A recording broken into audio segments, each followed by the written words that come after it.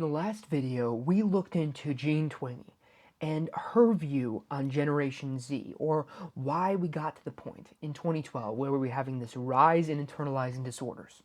Well, in this video, we're going to look into how she sees generations across time. What are the big factors that have influenced them up into the present?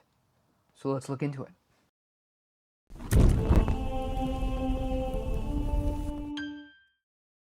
In the past, people have looked at generations like associations with giant events. So the World War II generation was associated, of course, with World War II. You had the silent generation, was largely associated with the Great Depression. They were also associated with growing up after and during World War II. So you see these things, and then there's a lot of things you can chart with them. JFK, many lists. However, she differentiates her view of generations because in her view it's technology that really changes things, that has impacted our day-to-day lives over big events like that. Now, I've talked about this in another video, so I'm not going to go too deep into it today, but I want to introduce that concept. Along with that is this rise of individualism.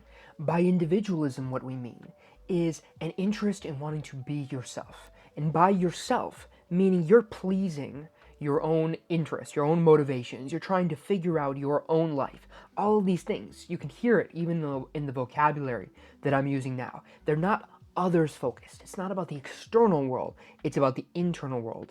It's about trying to fulfill your own desires, dreams, passions, and ambitions. It's not about trying to please your family. It's not about trying to please your community. It's about the internal things. And so she charts this evolution from being more of a collectivistic, trying to please your family, live in line with societal values, all the way into today, which is far more individualistic, far more unique, far more diverse in that way, where you have your own unique interests, your own idiosyncratic ambitions that you're trying to accomplish, and yet it's not as much about trying to please the people around you. So that is another aspect. One other big force she talks about is life history theory. Now, what does she mean by that? Well, this was something by, I believe it was Andrew MacArthur and E.O. Wilson, who originally came up with it. But one of the extensions of this theory is that people in different circumstances are going to prioritize different desires for their children. What does that mean? So if you live in a very poor area where there aren't a lot of resources and where the tasks you have to do in order to make your ends meet, in order to have food on the table and to provide for your family, aren't things you have to go to school for a long time for. They aren't things that are very complex. They're just hard work. Well, in that environment, you're going to have a very different concept of what it means to live your life. You're going to have more children because the child mortality rate will be much higher. More of your children are going to die in childbirth. So you're going to have more children. On top of that, they're going to have to go to school for a lot less. They don't need as much information in their head in order for them to do the same things that you're doing, for them to help your family, but then for them to help their own family later on. So they don't need that either. So it's a very different mindset for how you live your life. That's the fast life strategy.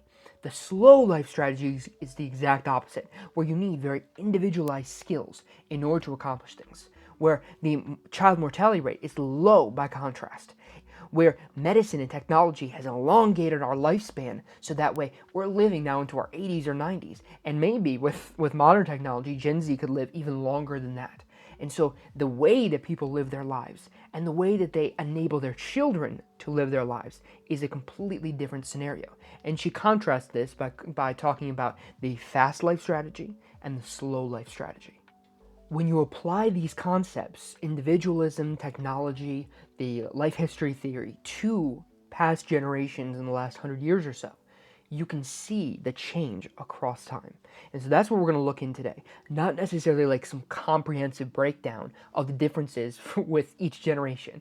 No, instead what we're going to do is we're going to look into what these effects have had on each generation across time. We're just going to look at that part. And it's very fascinating because, for instance, the silents are a perfect example of a more traditionalist fast life strategy approach. Now, I do want to say, this is going to be very different than if you live in the 1500s. So these strategies are very different. the silent generation would still be more individualistic. They'd still have a much slower life strategy than someone who lived back then. However, in comparison to our modern day, they're a perfect place to start. So they were known as more traditionalists, meaning they were more interested in living in line with how people in the past have lived, with how their family wanted them to live. They were more collectivistic in that way. They also were, of the generations we're going to cover, since the World War II generation, what's often known as the greatest generation, they were also the ones with the least amount of technology.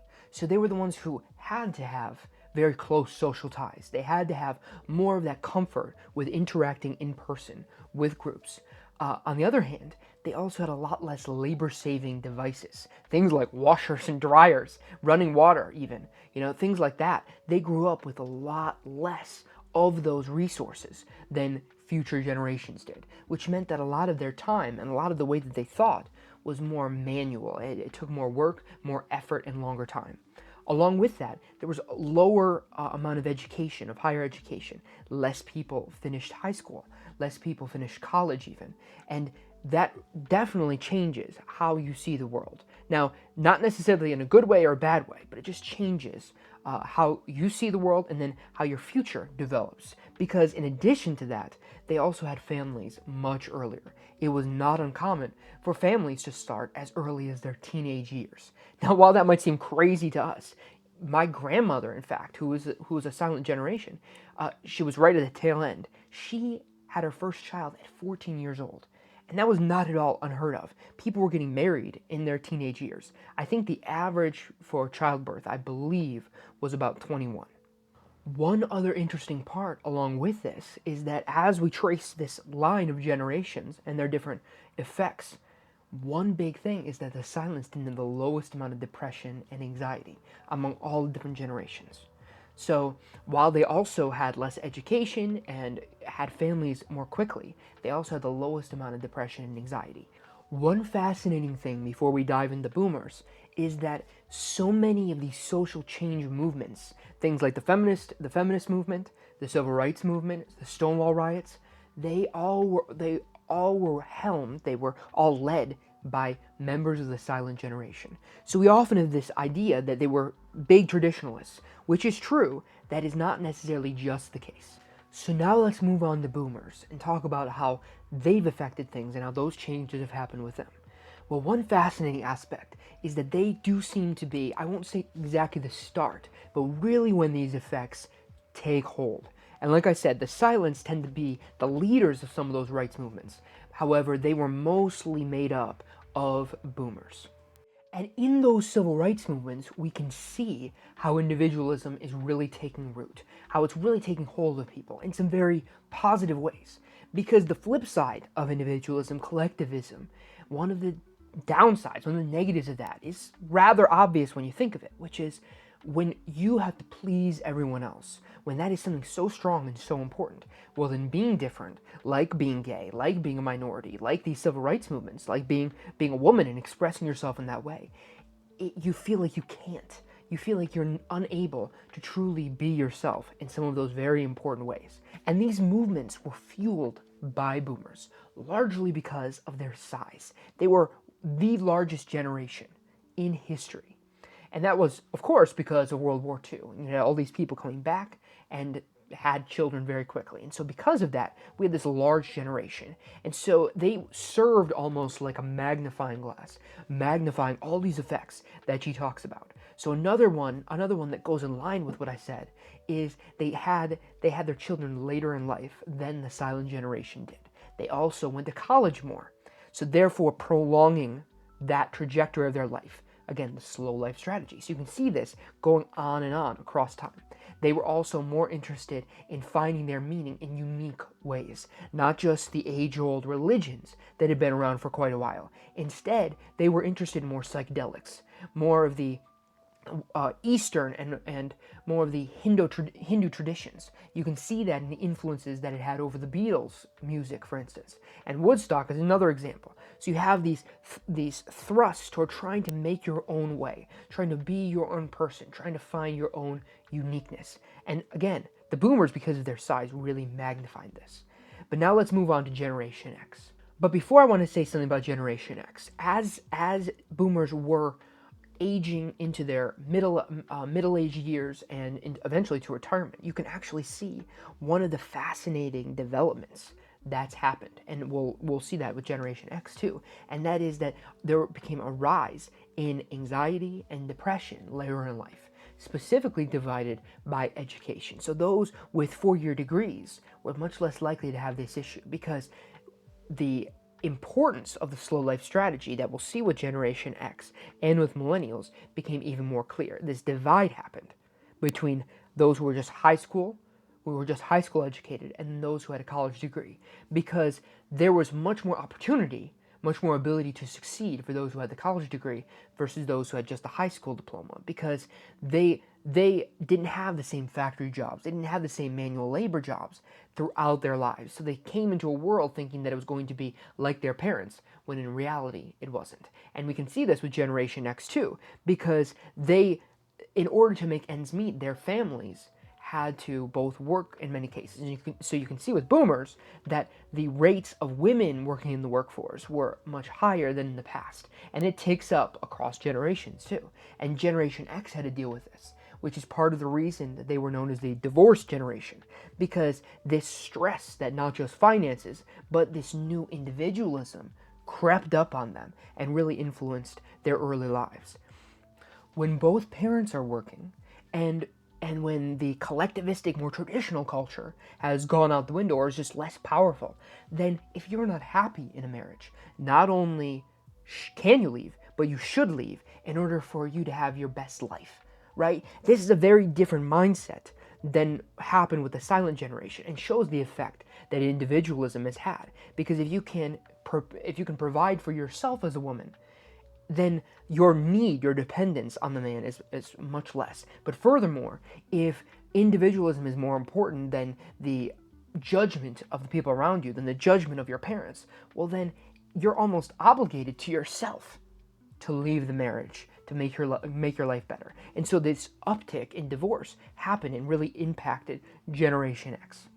So like I was talking about with Generation X, not only did they deal with the divorce rate going up, but furthermore there was this independence for themselves, which further fuels their individualism. They were known as the latchkey generation, and so they had to define themselves and their own experiences, their own lives, with their friends outside of having their parents around, which is something that was different than, for instance, the silent generation, because the silent generation, on the other hand, largely had women working at home, and so you had this parental figure available more often. But with Generation X, this wasn't the case. Another very interesting thing is that the rate of college education also went up with Generation X. That was another big difference. Along with that, you can see this rise of skepticism, this rise of cynicism towards institutions, towards the media, and towards the traditional sorts of cultural mainstays that you might think of. So that would be things like the news media, that would be things like colleges, and even the government and the White House. This skepticism towards authority went up. Now, how does that play with individualism? Well, the fascinating thing is, when you have the capacity within yourself to come to your conclusions, to have your own beliefs and have your own motivations, well, then what happens? Well, then you more trust yourself to be the authority. You more trust your own beliefs, your own takes, your own biases as well. And so you're more likely to disregard the institutions and the authorities, the experts, because you rely more on your own individual thoughts, your more individual opinions. And this is one more symptom of this cause of individualism and of technology, because along with technology came this rise of individualism, came that women could work in the workforce because their time was not taken up with so many manual activities like washing by hand or having to spend a long time just making food. So with that new rise, what happened? Well, women had to then go into the workforce. And if women went into the workforce, then they weren't at home, which meant that there was more individualism for their children. And thus, again, time after time, day after day, year after year, this rise of these factors continue forward until we come more to the millennial generation. Now we come on to millennials. And the fascinating thing to me about millennials is that, like we talked about before, boomers really magnified these effects And these are the children of the boomers. So we get to see them all the more magnified by double. I mean, like a telescope, like a microscope of magnification. So we get to see how they're the most planned generation by the boomers. They were prepared for the most. This was after contraception, the ability for women to really choose when they had children instead of just being at the whim almost of their biology. This was their time where they could very, very proactively look at when they wanted to have kids. And so millennials were the product of this. But on the opposite side, they were also more managed, more pushed to do more homework, to achieve, to move forward, to progress. And so along with this push came a higher rate of college education. And I believe they're even higher than Gen Z. Although I think there's some mixed data on this. But regardless, since that time in history, they were by far the generation with the most college education. But also, interestingly enough, they were the ones who had children the latest too. So we get to see this slow life strategy pushing further and further and further as time has gone on. They also had the rise of this self-esteem generation she talks about. And what do I mean by that? I mean that there was a huge push by educators, by teachers, by public servants in many different realms, many different institutions to push this concept of self-esteem, of feeling like you can accomplish whatever you can accomplish, whatever you set your mind to, you're capable of doing. And this was a theme echoed, mirrored in many different ways to millennials across time. And so they were actually the generation with, of course, the highest self-esteem. But that doesn't mean that it worked out how you think. Because while they started off with the highest self-esteem, they also later in life hit a point where they had much more depression, anxiety, and disillusionment than past generations. So they kind of the flip side of where Gen Z's at right now, where Gen Z is dealing with a lot of these things. They, in fact, dealt with it later on. It was almost like their misperception of reality that was given to them because of self-esteem hit this wall, the wall of reality. And she talks about the 2008 crisis being a great example of this because they had these high expectations, higher than any previous generation, for achieving great things. One survey she points to is that they had the highest expectance that they would have a professional degree, like a doctor, like a lawyer, things like this. They, of all of the generations, felt like they would achieve these things. And yet, during the 2008 crisis, they hit this wall where we went into a quasi-depression. And so they afterwards were really set back financially and in their lives. And while they rebounded quite well, that was still a big change that led, at least in part, to a rise in depression and disillusionment with this generation. But they also were some of the first who dealt with technology in its infancy. So Generation X helped to create the foundation for the modern world that we see today, for the internet, for a lot of these website-based companies. But on the flip side, it was millennials who dealt with the first of social media, who really integrated and used smartphones in their lives. And along with that came the depression and disillusionment that it came in their later years, when they were probably using social media the most, which I think is a correlation that also might be causal as well. So with all of these different factors, we see across generations, across the silents, across the boomers, Gen X, and millennials, that they're all dealing with these big societal factors. What are they again? They're the slow life strategy that you see across time, because the rate of having children has been moved in age, day by day, decade by decade. And so as that has moved, it's also moved. Well, education has also gone up. More people have been educated. So again, it's pushing forward. And you're also having fewer children as well. Millennials have had the fewest children per family by far. And so again, these factors are moving up and up and up. And also, what's another interesting factor? Well, along with that individualism came with a rise of acceptance for minority groups. Because why would you not accept a group who's just trying to be themselves, who's just trying to do the same thing that you're fundamentally trying to do? Rather than a past age where you're trying to please all the people around you.